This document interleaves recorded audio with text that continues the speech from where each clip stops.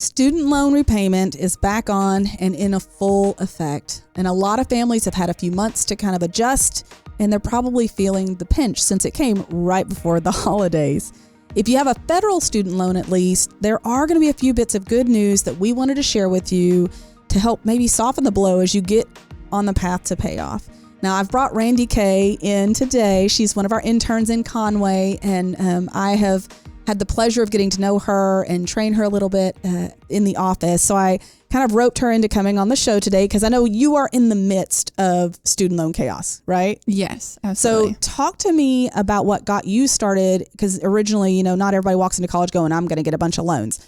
But you did choose to get a loan. Help me understand what led to that.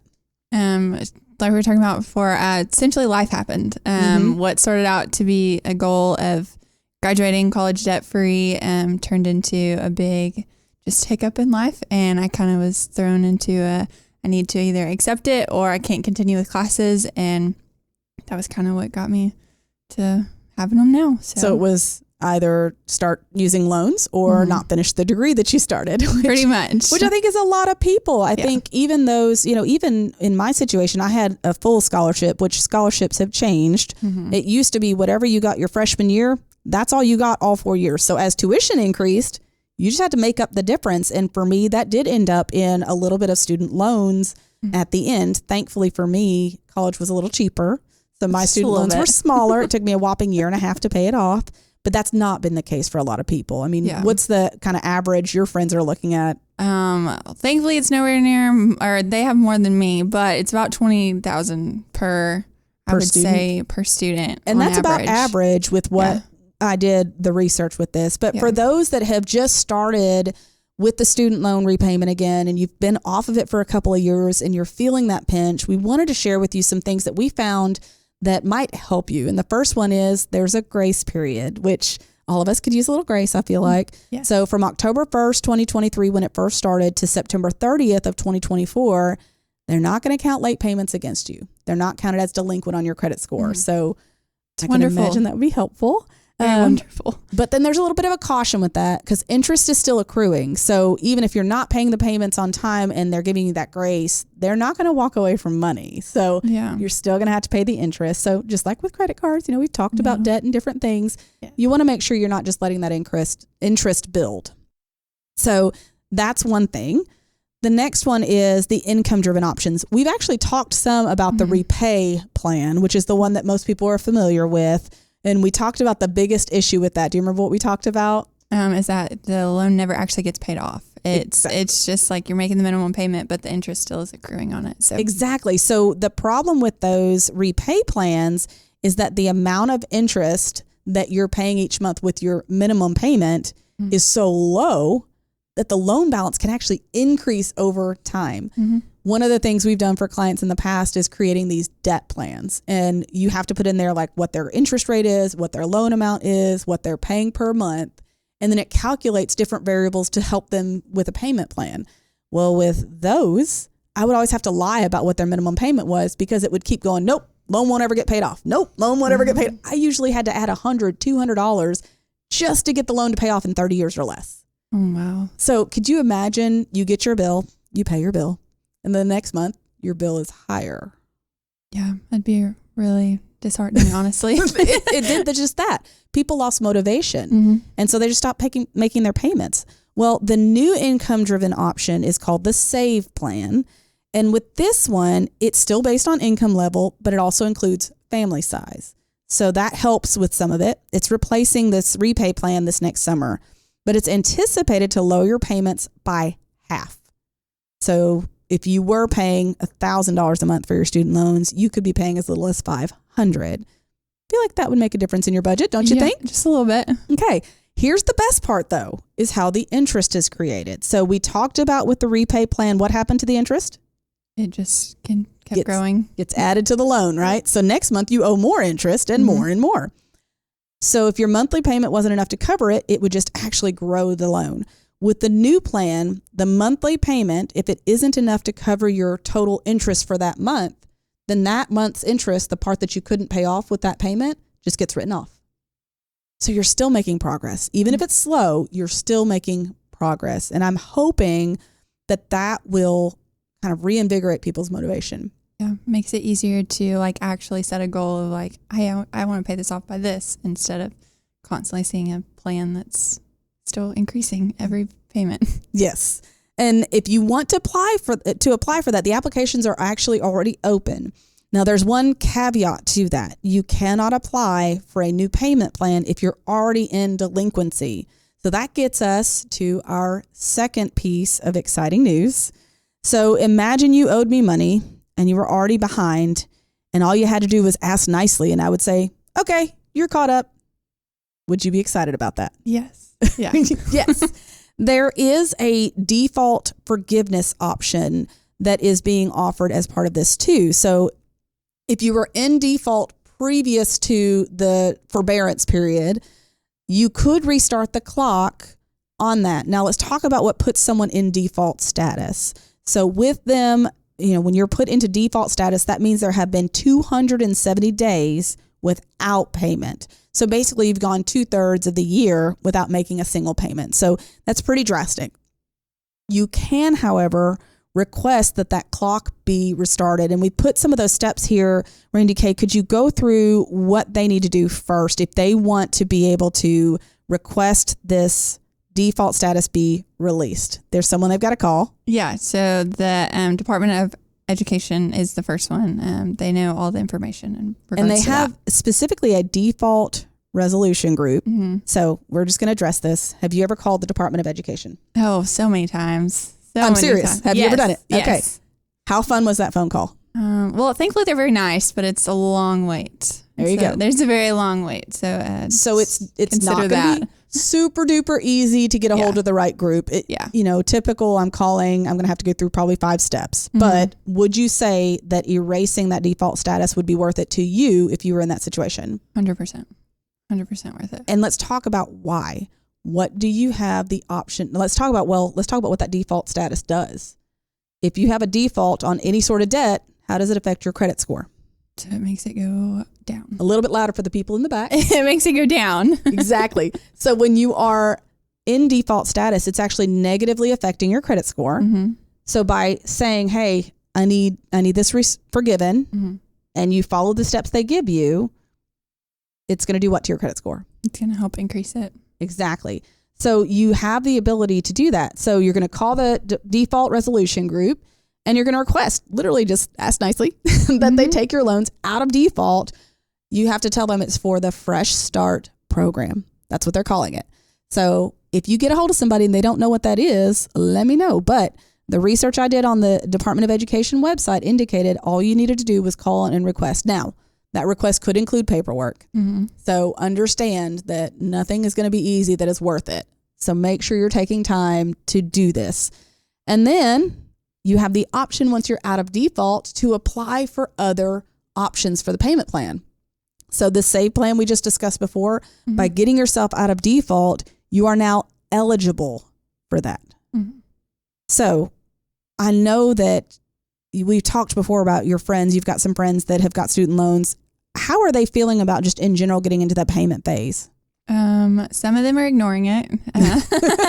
Some of them are like putting it off, but thankfully me and some of my close friends, we're trying to continue to make those payments even while we are in school, because it does make a huge difference in the long run. So that's a really good bit of advice. So what you're saying is that you and your friends, even while you're in school, yes, when you find that you have surplus funds, you're going ahead and making payments now. Absolutely. That's fantastic. Who came up with that idea? That's wonderful. Because the less loan you have, the less interest it's going to earn. And absolutely. I promise you I wouldn't make you say these words because they're a pain in the backside, but you have unsubsidized and subsidized loans. And what that means is if you have an unsubsidized loan, it starts accruing interest immediately. Mm-hmm. So if you do have an unsubsidized loan and you're still in school, you can help yourself out exactly how RandeeK spoke about by going ahead and making loan payments now so that you're not paying interest on that loan because it's earning that interest immediately. So you want to make sure that you're taking steps to limit that impact on you.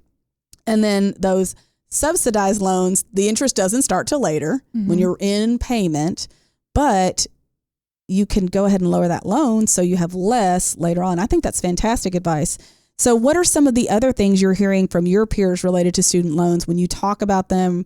It sounds like you've got a group that actually discusses them. Of course, a little disclaimer here. I should have mentioned this earlier.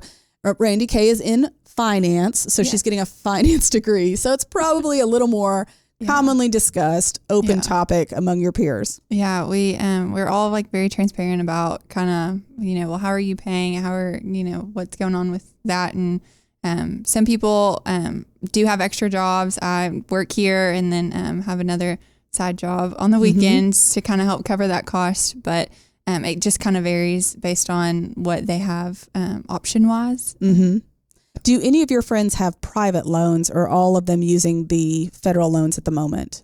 I'm sure a couple of them probably have private, but we mainly talk about the just federal loans that we have. Got it. Interest rate wise, I can imagine it's getting a little hairy on newer loans because I don't know if everybody on the show will know this, but each semester you're getting a new loan. Mm-hmm. So by the time you finish school, say you were there for 4 years, you could have as many as 8 different loans to deal with. Currently right now, it's sitting at 5.15. Ooh, so, that's not horrible. That's not as bad as I expected. But I mean, it's not the 2 point something I had in the 90s. Yeah, no, every time I get on there, I'm like, oh, $5 more. Great. Wonderful. Wonderful. So that kind of weighs on you a little bit? Yeah, just a little bit. So you're not in the camp that buries their head in the sand is what I'm hearing. Absolutely not. No. My goal is to get them paid off as soon as I can. I wish I could take credit for that, guys, but she has not been at our office long enough for me to take that credit. But I think, for those that are in private pay loans, there is a lot of competition for those loans. So you may want to really do your homework. We did an episode recently on your credit score and how you can better yourself when it comes to your credit score. I would encourage you to take some time to focus on building up your credit score so that you can refinance those loans when interest rates go back down, hopefully, or find even more competitive loan providers in that private space. But if you've got federal loans, there's another piece of the pie that a lot of people may not be aware of. And I can't say this would apply to you, so go into it understanding that. But apparently there have been some miscalculations over the years on what loan amount someone should have paid. And so there is we'll call it an audit being done. And there was an estimate of like $8 billion in loans written off. I'm not going to believe it till I see it because I was on several different websites when I was researching for this. They all had different numbers. But I would watch it carefully to see if there are any adjustments made, because it did indicate that some people's loans, that crediting of interest was inaccurate over the years, and they're doing an audit and they're forcing people to correct it. So, maybe you'll benefit from that, and that'll be something that can help you as well. But I do think, this also brings up the importance of budgeting. And we've talked about budgeting a lot together, even in making sure that you plan ahead for this. I think for some people, they really hoped that student loans would just disappear, or at least a portion of them would. Yeah. And they may not have planned ahead to create a budget, or planned ahead by keeping that as part of their budget. And now that it's hit them, it's kind of almost like it's coming out of left field. Yeah. I think it's better to not necessarily ignore them, but just to be aware that don't necessarily guarantee that someone else is going to kind of take care of that for you. Just kind of assume that you're still responsible for that. Mm-hmm. And I saw both ends of the spectrum from my clients. I had clients who they weren't necessarily making the payment, but they were sticking it in savings. Mm-hmm. So they were staying in the habit of making the payment. And then there were others who they were making that payment thinking, hey, I don't have interest accruing.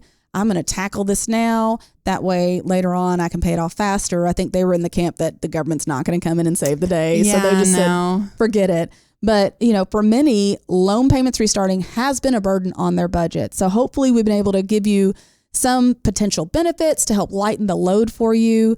But another thing that I want to kind of, before we close this down and finish off, I want to encourage you to be careful. Anytime there are big opportunities, there are also better way to put it, scammers. Mm-hmm. There are a lot of websites popping up that are talking about different options available to you. They're coming out of the woodworks with plans to help you by consolidating. If you have federal loans, be cautious of that consolidation process, because it can take you out of the opportunity of using one of these income-driven plans. So I'm saying this for you too, my friend, because I know you're almost done with school. Before you consolidate, take some time to see what other options the government has in their plans, because I have seen it where people consolidate thinking they're getting a great deal and they end up paying a ridiculous amount of interest.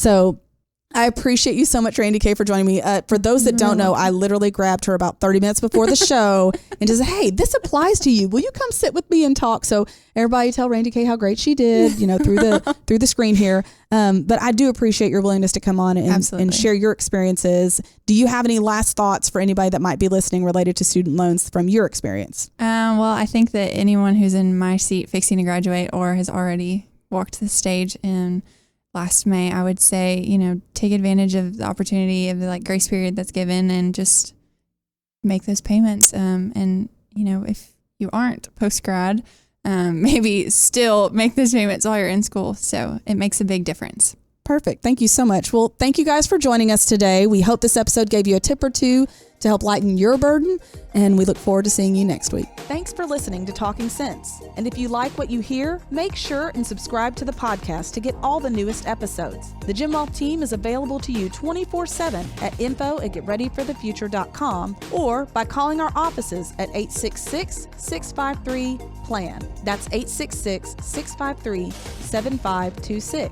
And while we like to have fun here, we're also financial advisors, and that means disclosures. You should personally consult a financial advisor before making any investment, and no strategy can assure success. Securities offered through LPL Financial, member FINRA SIPC. Investment advice offered through Independent Advisor Alliance. Independent Advisor Alliance and Gym Wealth Financial Advisors are separate entities from LPL Financial.